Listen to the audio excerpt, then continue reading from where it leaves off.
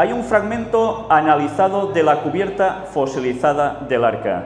Por cierto, voy a pedir a alguien que vaya a nuestro stand, a ver si nos puede traer una caja donde está todo esto. Es una caja pequeña, la hemos tenido guardada allí porque no queríamos mostrarla públicamente. Ya sabéis que hay personas que enseguida quieren remover las cosas. ¿Sabéis? Cuando hemos tenido el privilegio de analizar todo esto, tuvimos una sorpresa. ¿Sabéis? Ron Wyatt había extraído también un trozo, la había traído, había sido analizado bajo microscopio, etcétera, etcétera. No pudieron determinar que esa piedra fuera realmente corteza de árbol, corteza de un árbol muy concreto, que es el mismo del que hablaban los textos con el cual había estado hecha precisamente el arca. Estuvieron mirando, no terminaron de dar fe que eso podía dar crédito a lo que ellos creían que podía ser, pero he tenido el privilegio recientemente de estar dando conferencias en Estados Unidos y precisamente he estado con la persona que estaba analizando con Ron Wyatt en una de esas expediciones este mismo material. Le pudimos llevar un trozo de esa cubierta, que ahora vais a ver aquí. Ángel os lo va a mostrar a mi lado. ¿Bien? Bueno, podéis ver los líquenes en la parte superior, esto está extraído de allí mismo. De hecho, cuando llegamos allí, el cáncer estaba ya preparado como para nosotros. En ningún momento, en ninguna otra de las expediciones habían podido coger una muestra. Y a raíz de esta muestra, de otra como esta, porque la muestra era más grande, pues hemos realizado los ensayos y ahora mostraremos los resultados de estos ensayos.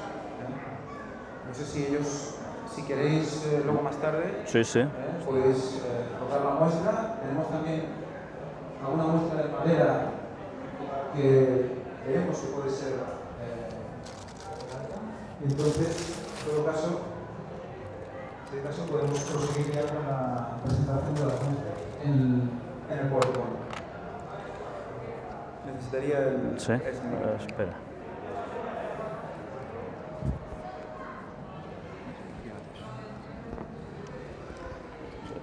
Venga, vamos. Bueno, este es uno de los trozos que sacamos de esta muestra. Lo metimos en resina. Lo hemos llevado a la Universidad de Gerona, en el Parque Científico, y allí nos han preparado la muestra para poder mirarla a la lupa. Una vez vista la muestra en la lupa, se detectan una serie de... ¿Cuál es el puntero? ¿El puntero? El puntero aquí. Una serie de perfiles horizontales, como podéis ver. En la muestra anterior también lo podéis ver aquí, una serie de líneas horizontales. Estas líneas las vamos a ir desgranando poco a poco. Fijaros cómo en las muestras que pudimos recoger en Estados Unidos, unas muestras de redwood, que sería un tipo de secuoya, ciprés rojo, de manera, digamos, ordinaria de decir el nombre, vemos como también se mantiene en este parámetro longitudinal y con una serie de fibras verticales que aquí, si podéis observar, se ven en pequeñito.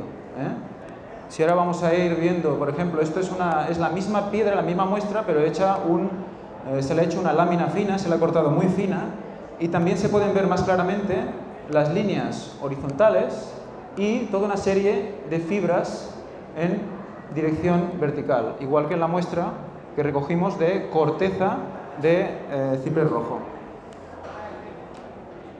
Aquí tenemos otro tipo de ciprés rojo también, otra muestra de corteza.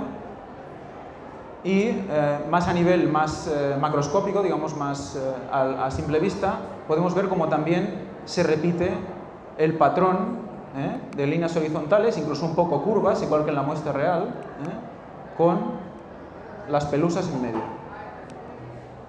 Esta es una muestra más cercana, aquí podemos ver quizás un poco más claramente. Yo la verdad es que lo veo más borroso que en las fotografías imprimidas. Si luego queréis verlo más claro, lo podéis pasar por el stand, pero aquí podéis ver toda una serie de fibras entre las capas horizontales.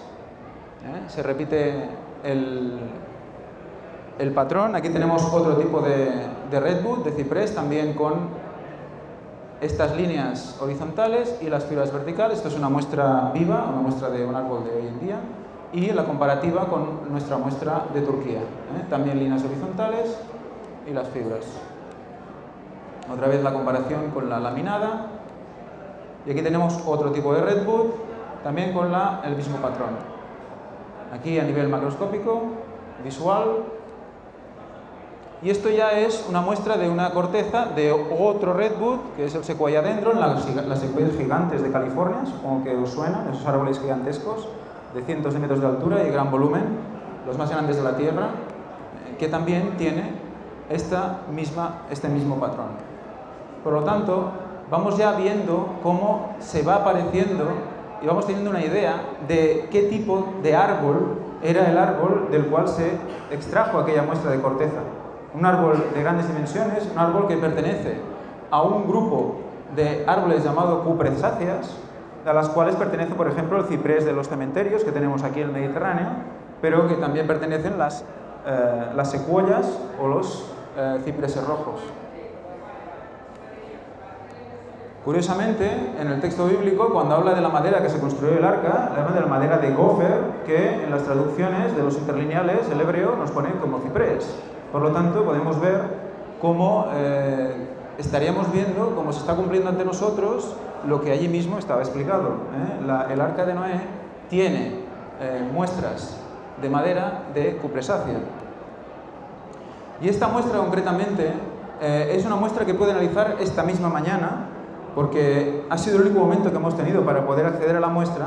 Es una muestra de Coast Redwood, que sería un ciprés rojo de la costa, un ciprés que es mucho más resistente en su madera y que justamente, la verdad es que para mí es el que presenta un patrón más parecido a el patrón de la muestra que hemos podido recoger en Turquía. Esto sería la parte de corteza, era un árbol joven, muy joven, y pues tiene una corteza muy estrecha. Pero estos árboles pueden llegar a una corteza de una profundidad de 60-70 centímetros. Por lo tanto, coincidiría con ese formato de corteza que vimos en el desierto. Aquí podéis ver otro trozo de esta misma muestra. ¿Veis estos sistemas horizontales que se unen entre ellos? Aquí también se repiten. Y las pelusas entre los sistemas horizontales. Esta es la única foto que he podido hacer rapidito esta mañana con un microscopio de lo que tenía y con el móvil, pero bueno, más o menos para ver cómo se mantiene el patrón. Aquí la volvemos a ver. Y aquí ya más de cerca vemos las fibras y vamos a ir viendo cómo aún más de cerca estos grupos de fibras se van pareciendo a las muestras fibrosas que hay entre las capas horizontales. Aquí vemos las fibras aún más de cerca, esto es la muestra de Turquía, y las fibras de los diferentes cipreses rojos. Fibra de Turquía y la fibra de la secuoya, por ejemplo. O sea, hay un parecido realmente impresionante. Bueno, pues solo simplemente como conclusión. Conclusión básica 1, que Ron Wyatt en el 77 encontró una muestra de madera, concretamente de corteza de madera, y que esta corteza pertenece a un grupo de cupresáceas, que es un grupo que pertenecería a la madera que Noé utilizó para su construcción. También hay que tener en cuenta, y en una parte que aún no estamos en investigación, que esta especie, la última que hemos visto, por ejemplo, la que más se parece, está muy relacionada filogenéticamente con otra que se llama Taxodium disticum, que es otro tipo de ciprés, también llamado ciprés rojo, como estos, y además un ciprés que es muy oleoso, madera muy roja y resistente, y que al cortarla, su aceite sale como rojo. O sea, eso tiene una simbología que os podríamos explicar luego si queréis en el stand, porque ahora falta de tiempo, pero es justamente ese Taxodium, ese ciprés rojo, el que Ron Wyatt sospechaba que estaba hecha la estructura que sostenía el arca.